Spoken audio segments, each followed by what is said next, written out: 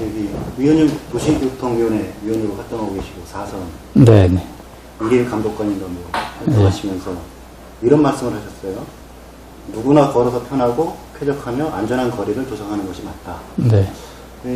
참 좋은 말씀이신 것 같은데 네. 그에 대한 구체적인 부연 설명 좀 간단히 부탁드립니다. 근데 이제 도로는 일정 기간이 끝나면 보수하고 또 관리하고 이렇게 해야 이제 그 교통 약자들 또 보행 편의 도시 이렇게 이제 되는 건데 어쨌든 시에서 이제 그 도로 교체 공사를 하면 쓸데없이 돈만 낭비한다 이런 불신이 많았잖아요.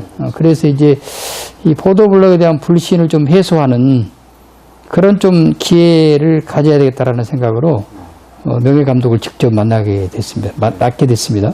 그리고 이제 두 번째는 그 제가 이제 의장 재임 시절에 제가 이제 아파트 10층에 사는데 13층에 사는 젊은 주부가 그 아이가 셋이에요.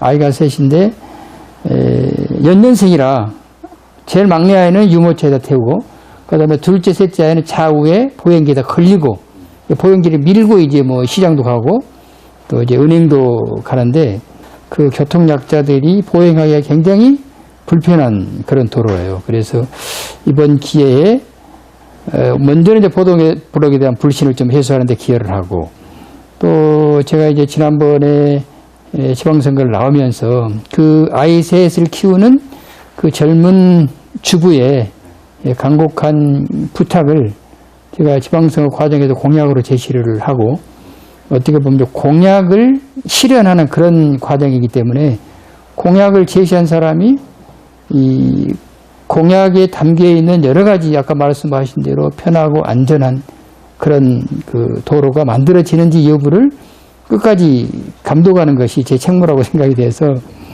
7대 의회 마지막 그 사업이 아닌가 싶은 생각이 드는데 마지막까지 최선을 다해서 시민들에게 봉사하는 마음으로 명예감독권을 받게 된 것입니다. 개보선언 과정에서 네네. 부천시의 경우는 그 안전 그 점자보도로 네네. 사라지고 있는 네네. 상황이었어요. 네. 이왕에 설치되어 있는 것을 없애버린다는 것도 문제가 있다고 생각하거든요. 거기에 대해서 어떤 생각을 갖고 계십니까? 시대가 바뀜으로 인해서 후천적 장애인이 많아지는 시대잖아요.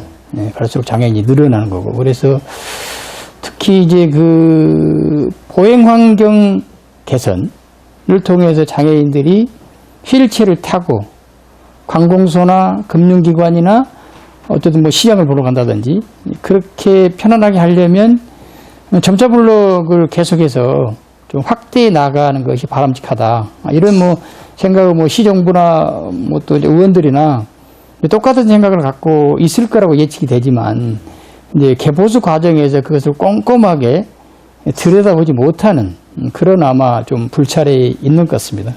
이제 장애인 정책의 가장 중요한 게 장애인 이동 편의 문제.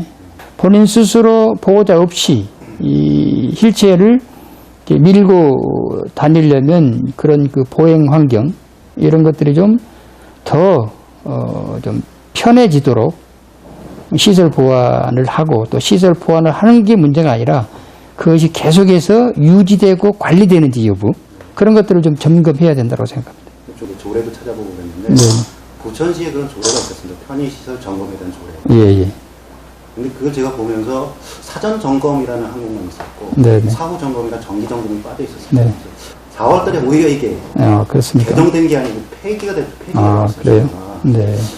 그 배경이 좀 어떤가 궁금하고요. 네. 혹시 의회 차원에서 네. 대안이 있어서 그 폐지를 한 것인지 네네. 앞으로 또 어떻게 할 것인지 그 설명. 폐지가요? 네, 그렇죠. 그러니까 장애인 편의시설을 만들었으면 그 편의시설이 장애인들이 이용하기 과연 편리한가, 불편한 점이 무엇인가, 라는 개선 점도 나올 수 있을 것이고, 또 이제 모든 시설들이 한번 구축해 놓으면 평생 가는 게 아니잖아요. 그래서 그 관리하고 유지하고 보수하고, 그런 기능이 빠져 있다면 그건 좀 문제라고 보여지는 건데요. 아까 말씀드렸듯이 역행하고 있는 거죠. 예. 조례를 네네네. 오히려 사후 점검 관리까지 다 하셔야 된다고. 그렇죠. 예. 그거하고 반대로 가니까 네. 문제가 네. 있다는 얘기고요. 앞으로 좀 반영될 수 있도록.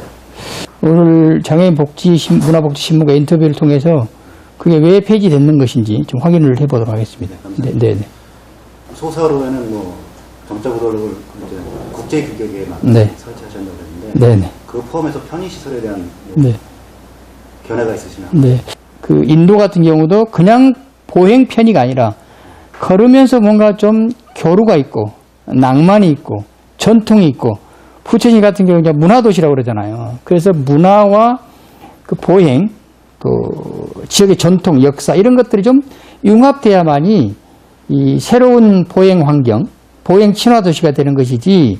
그런데 이런 것들에 대한 변화의 흐름을 공사를 발주하고 있는 회사나 또 관련 공무원들이나 이런 분들이 뭔가 좀 더 꼼꼼하고 또 시민들이 바라는 요구를 이렇게 담아내서 그것을 공사를 하면서 집행하면서 점검하고 확인하고 해야 되는데 그 시스템이 잘 안 돼 있어서 이제 제가 이제 서울시 보도블록 10개명 그 다음에 서울시장이 세계 5대 혁신 도시 시장으로 선정이 됐어요. 이 보행하기 좋은 도시. 그러니까 장애인들이나 노약자나 사회적 약자가 보행하기 편한 인도를 만드는데 기여를 많이 했다.